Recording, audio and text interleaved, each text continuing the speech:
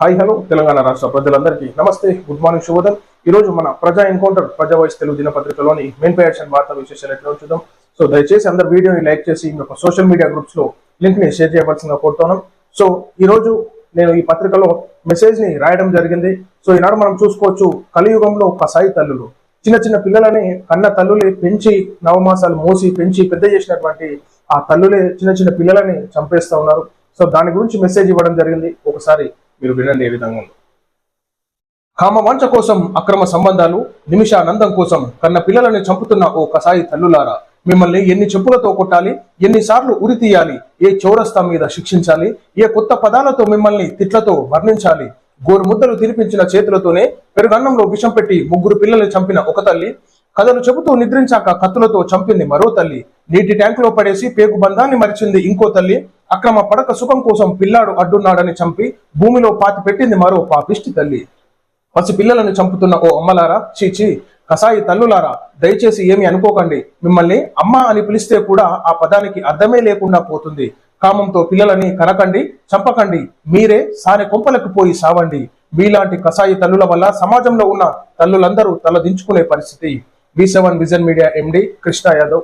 నేనే ఈ మెసేజ్ ని రాయడం జరిగింది. జరుగుతున్నటువంటి సంఘటనలను ఉద్దేశిస్తూ ఈనాడు కలియుగంలో కసాయి తల్లులు ఏ విధంగా చేస్తున్నారో, కామం కోసం కళ్ళు మూసుకుపోయినటువంటి తల్లుల కోసం సిగ్గు ఉండాలి అసలు ఏమన్నా ఆడోళ్ళకి. సో దయచేసి ఇలాంటి ప్రయత్నాలు ఎవరైనా చిన్న చిన్న పిల్లలను చంపాలనుకుంటే మీరు పెళ్లిళ్ళు చేసుకోకండి, పిల్లలని కనకండి, చంపకండి. ఇంత దుర్మార్గమైనటువంటి చర్యలకు పాల్పడుతున్నారు ఆడవాళ్ళు. అసలు ఒక నిమిషానంత సుఖం కోసం ఈనాడు కన్న పిల్లలను చంపుకుంటూ అక్రమ సంబంధాలు పెట్టుకుంటున్నటువంటి మీలాంటి వల్ల సమాజంలో అమ్మ అనే పదానికి విలువ లేకుండా పోతుంది. చిన్న చిన్న పిల్లలు నిద్రపోయినాక ఆ చిన్న పిల్లలను చంపడం కానీ, పెరుగన్నంలో పాయిజన్ పోసి ముగ్గురు పిల్లలను చంపినటువంటి మహిళ అయితేనేమి, సో మనం చూస్తా ఉన్నాం, నీటి సంపులో పడేసి చంపినటువంటి మహిళ అయితేనేమి, అదే విధంగా ఆ పిల్లాన్ని చంపి భూమిలో పాతి పెట్టినటువంటి మహిళ అయితేనేమి, ఒక తల్లి పొజిషన్ లో మీరు ఉన్నా అంటే సిగ్గుచేటుగా భావించుకోవాలి. మిమ్మల్ని 10 సార్లు ఉరి తీసినా తప్పులేదు అసలు.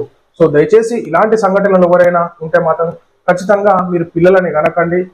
ఈనాడు చిన్న చిన్న పిల్లలకి అసలు జననం అంటే ఏంది, మరణం అంటే ఏంది, ఆ చావు తెలవక ముందే వారిని మీరు పైలోకాలకు పంపిస్తున్నారు. వాళ్ళ చనిపోయేటటువంటి బాధ ఏ విధంగా ఉంటుంది ఒకసారి వర్ణించలేనటువంటి పరిస్థితి. చిన్న చిన్న పిల్లలని నవమాసాలు మోసి పెంచి పెద్ద చేసేటటువంటి తల్లులు ఈనాడు నవమాసాలు మోసి ఆ చిన్న పిల్లలని, సంవత్సరం పిల్లలని, 2 సంవత్సరాల పిల్లలని సొంత చేతులతోనే తల్లులు చంపుతున్నారంటే ఈ కసాయి తల్లులు, కామంతో కళ్ళు మూసుకుపోయినటువంటి తల్లులకు ఖచ్చితంగా 10 సార్లు ఉరి తీసిన నడి చౌరస్తాల మీద శిక్షిస్తే గానీ ఇంకా వేరే ఉన్నటువంటి మహిళలకి సిగ్గు రాదు, శరం అన్నట్టు నేను తెలియజేస్తా ఉన్నాను. బాధిత కుటుంబాలకు ఓదార్పు అండగా ఉంటామన్న అమిత్ షా. ఆ పహల్గాం బాధిత కుటుంబాలతో శ్రీనగర్ లో కేంద్ర మంత్రి అమిత్ షా భేటీ అయ్యారు. బాధిత కుటుంబ సభ్యులను ఓదార్చారు. ప్రభుత్వం అండగా ఉంటుందని హామీ ఇచ్చారు. అంతకుముందు పెహల్గాం మృతుల భౌతిక కాయాలకు అమిత్ షా నివాళులర్పించారు. అమిత్ షా ఆ పెహల్గాం సంఘటనలో పర్యటించారు. అమిత్ షా వెంట జమ్మూ కాశ్మీర్ లెఫ్టినెంట్ గవర్నర్ మనోజ్ సిన్హా ఉన్నారు. ఇక భద్రతా దళాలు ఆ ప్రాంతాలను తమ స్వాధీనంలోకి తీసుకున్నారు. అంతేకాకుండా ఉగ్రవాదుల కోసం జల్లెడ పడుతున్నారు. చూడొచ్చు, చిన్న చిన్న పిల్లలు వాళ్ళ తండ్రులను కోల్పోయి విహారయాత్రకని పోయి ఈనాడు విషాద యాత్ర సంఘటన జరిగింది. అక్కడ 27 మందికి పైగా చనిపోవడం జరిగింది. కొంతమంది ట్రీట్మెంట్స్ తీసుకుంటున్నారు. కానీ చాలా బాధాకరమైనటువంటి పరిస్థితి అక్కడ ఉన్నటువంటి. రీసెంట్ గా మ్యారేజ్ అయ్యి హనీమూన్ కోసం వెళ్ళినటువంటి అతన్ని కూడా చంపడం చాలా బాధాకరం. సో ఖచ్చితంగా ఇలాంటి ఉగ్రవాదుల పైన చర్యలు తీసుకోవాలి, వాళ్ళని పట్టుకొని ఖచ్చితంగా శిక్షించాల్సిందిగా కోరుతాం. ఎన్నికల కేసు కొట్టివేతకు రేవంత్ పిటిషన్. తెలంగాణ సీఎం రేవంత్ రెడ్డి హైకోర్టులో పిటిషన్ దాఖలు చేశారు. నాపల్లి ప్రజా ప్రతినిధుల కోర్టులో విచారణ ఉన్న కేసు కొట్టివేయాలని పిటిషన్ లో కోరారు. గతేడాది ఎన్నికల ప్రచారంలో భాగంగా భద్రాద్రి కొత్తగూడెంలో కాంగ్రెస్ నిర్వహించిన సభలో రేవంత్ రెడ్డి చేసిన ప్రసంగంపై భాజపా నేత కాసం వెంకటేశ్వర్లు పరువు నష్టం దావా వేశారు.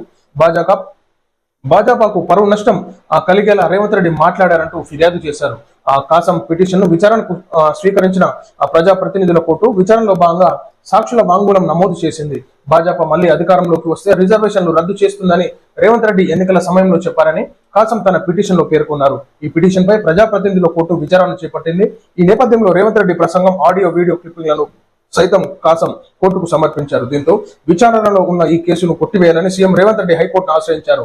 కేసు విచారణ చేపట్టవద్దని మధ్యంతర ఉత్తర్వులు ఇవ్వాలని కోరారు. అలాగే కోర్టు హజారు నుంచి తనకు మినహాయింపు ఇవ్వాలని విజ్ఞప్తి చేశారు. ఈ పిటిషన్ పై గురువారం హైకోర్టులో విచారణ జరిగే అవకాశం ఉంది. ఏదైతే బీజేపీ అధికారంలోకి వస్తే రిజర్వేషన్లను క్యాన్సిల్ చేస్తారని చెప్పేసి అనుచిత వ్యాఖ్యలు ఇతర మాటలు మాట్లాడడం జరిగింది మన ముఖ్యమంత్రి, ఇప్పుడు ఉన్నటువంటి ముఖ్యమంత్రి రేవంత్ రెడ్డి గారు. సో దాన్ని ఇప్పుడే ఇక రానియొద్దు, కొన్ని రోజులు మినహాయించాలని చెప్పేసి మన రేవంత్ రెడ్డి గారు అంటున్నారు. ప్రజాప్రతినిధులకు సపరేట్ కోట అన్నమాట. అదే సామాన్య వ్యక్తి చెప్పుకోవాలంటే మాత్రం ఈ ప్రజాప్రతినిధులు ఎట్లయినారు, సామాన్య ప్రజలు ఓట్లు వేస్తేనే ప్రజాప్రతినిధులు అయినారు. ప్రజాప్రతినిధులకు మాత్రం సపరేట్ కోట్ ఉంటుంది అనమాట. సామాన్య ప్రజలు మాత్రం ఆ శపులర్గంగా తిరగాలి.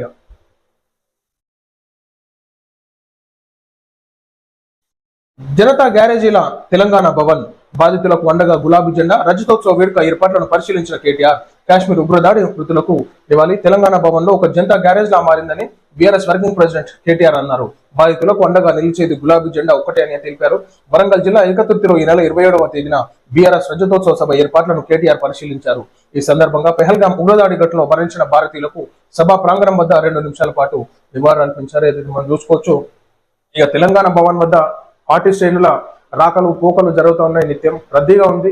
సో ఉన్నటువంటి తెలంగాణ రాష్ట్రాన్ని ఆదుకునేది గులాబీ జెండానే. గులాబీ జెండా ఒక్కటే ప్రజలకి దండై కలుగుతుందని చెప్పేసి మన కేటీఆర్ అని చెప్తారు. మరి దండై కలుగుతుందా, మళ్ళీ కుంప మూస్తారా అర్థమైతలేదు. ప్రశాంతంగా ముగిసిన ఎమ్మెల్సీ ఎన్నిక, ఓటు హక్కు వినియోగించుకున్న 66 మంది. 25న కౌంటింగ్ కు ఏర్పాట్లు. హైదరాబాద్ జిల్లా స్థానిక సంస్థల ఎమ్మెల్సీ ఎన్నికల పోలింగ్ ప్రశాంతంగా ముగిసింది. మొత్తం 77.56% ఓటింగ్ నమోదయ్యింది.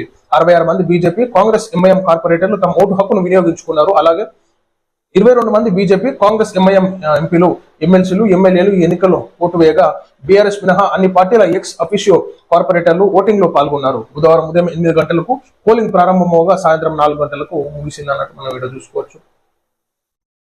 ఆ పార్టీ పదవుల్లో సీనియర్లకే పెద్దపీట. పిసిసి అబ్జర్వర్ల సమావేశం, మీనాక్షి వెల్లడి. సమావేశానికి రాని వారి పేర్లు తొలగింపు. ఆ కాంగ్రెస్ పార్టీ పదవుల్లో సీనియర్లకు పెద్దపీట వేయనున్నారు. కాంగ్రెస్ రాష్ట్ర వ్యవహారాల ఇన్ఛార్జ్ మీనాక్షి నటరాజన్ ఆధ్వర్యంలో బుధవారం గాంధీభవన్ లో పిసిసి అబ్జర్వర్ల సమావేశం జరిగింది. ఈ సమావేశానికి 70 మంది అబ్జర్వర్లు ఆహ్వానించగా మక్తల్ ఎమ్మెల్యే వాకటి శ్రీహరితో పాటు మరో 5 రాలేదన్నట్టు మనం చూసుకోవచ్చు. ఈ పార్టీ సీనియర్లకే పదవులంట, చూడాలి మరి పార్టీ సీనియర్లకి మంత్రి పదవులు ఇస్తారా, బీసీకి సంబంధించిన వారికి మంత్రి పదవులు ఇస్తారా, అబ్జర్వేషన్ చేస్తున్నారా లేదా, మన అబ్జర్వేషన్ టీం ఎట్లుంది, అబ్జర్వేషన్ మరి బీసీలకి విస్మరిస్తారా? సో మరి జెండా ఎవరికి లేపుతారో చూడాలి. ఉగ్రవాదులను ఊరికే వదలం, తగిన మూల్యం చెల్లించుకోక తప్పదు, ఘాటుగా హెచ్చరించిన రాజ్నాథ్ సింగ్. జమ్మూ కాశ్మీర్ లో పహల్గాం పర్యాటకులపై జరిగిన ఉగ్రదాడి ఘటనకు బదులు తీర్చుకుంటామని కేంద్ర రక్షణ మంత్రి రాజ్నాథ్ సింగ్ తీవ్ర ఆగ్రహం వ్యక్తం చేశారు. ఆ భారత్ పై కుట్ర పన్నుతున్న వారిని ఊరికే వదలబోమన్నారు. దాడికి భారత్ గట్టి బదులిస్తుంది, ఉగ్రవాదులను హెచ్చరించారు. పహల్గాం ఉగ్రదాడి పిరికిబంద చర్యగా అభివర్ణించారు. ఉగ్రదాడిలో అమాయకులు ప్రాణాలు కోల్పోయారని ఆవేదన వ్యక్తం చేశారు. వాస్తవం చాలా బాధాకరం. కాశ్మీర్ నుంచి పర్యాటకులు తిరుగు ప్రయాణం, శ్రీనగర్ నుంచి ప్రత్యేక విమానాల ఏర్పాట్లు. 6 గంటల వ్యవధిలోనే 3300 మంది వెనక్కి. కేంద్ర మంత్రి రామ్మోహన్ నాయుడు వెల్లడి. ప్రశాంతత చోటు చేసుకున్న కాశ్మీర్ లో మరోమారు పర్యాటకులు వీడుతున్నారు. ఎంతో ఆనందంగా గడుపుదామని వచ్చిన యాత్రికులు ఇక్కడ నుంచి స్వస్థలాలకు బయలుదేరారు. జమ్మూ కాశ్మీర్ లో పహల్గాం పర్యాటకులపై జరిగిన భీకర ఉగ్రదాడి భయభ్రాంతులకు గురి చేసింది అన్నట్టు మనకి మరి వార్తా కథనం రావడం జరిగింది. చాలా భయంకరమైనటువంటి సిచ్యువేషన్ అది. ఎందుకంటే ప్రాణాలను అరచేతిలో పెట్టుకొని వాళ్ళు పరుగులు తీస్తా ఉన్నారు.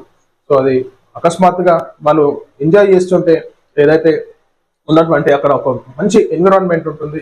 మనకి విహారయాత్ర లాగా పిల్లలను తీసుకుని తల్లిదండ్రులు హాలిడేస్ టైం కాబట్టి అక్కడ ఎంజాయ్ చేసే టైంలో సడన్ గా ఉగ్రవాదులు రావడం, చంపడం చాలా బాధాకరం. సో ఖచ్చితంగా ఈ ఉగ్రవాదులను నిర్మూలించే విధంగా భారత ప్రభుత్వం సెంట్రల్ కమిటీ ఏదైతే ఉందో రక్షణ మంత్రి గారు రాజ్నాథ్ సింగ్ గారు కూడా రిక్వెస్ట్ చేస్తాను. ఖచ్చితంగా ఉగ్రవాదులు ఏదైతే ఇప్పుడు నక్సలైట్లను ఎట్లా చేస్తున్నారో ఉగ్రవాదులు ఏ విధంగా కఠిన చర్యలు తీసుకోవాలని చెప్పేసి కోరుతాను. అందరి ఆమోదంతోనే భూభారతి, భూముల సమస్యలకు చెక్ పెట్టేలా మార్పులు. భూభారతి అవగాహన సదస్సులో మంత్రి పొంగులేటి.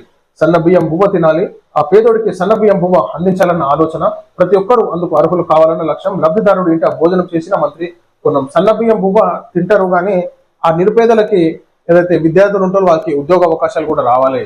ఆ పొన్నం ప్రభాకర్ గారు, ఎందుకంటే సన్నబియ్యం తిని ఇంట్లో అంటే ఇంట్లో సంసారం నడవది.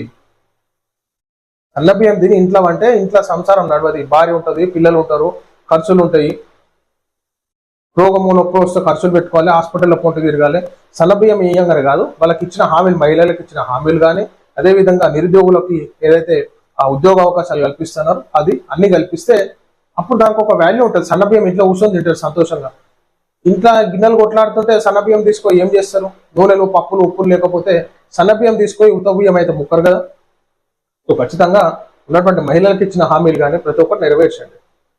సో ఇది ప్రజలారా మనం చూస్తాం ఈరోజు ప్రజా ఎన్కౌంటర్ ప్రజా వాయిస్ తెలుగు దినపత్రికలోని మెయిన్ పేజ్ వార్తా విశేషాలు. అందరికీ సెలవు. నమస్తే.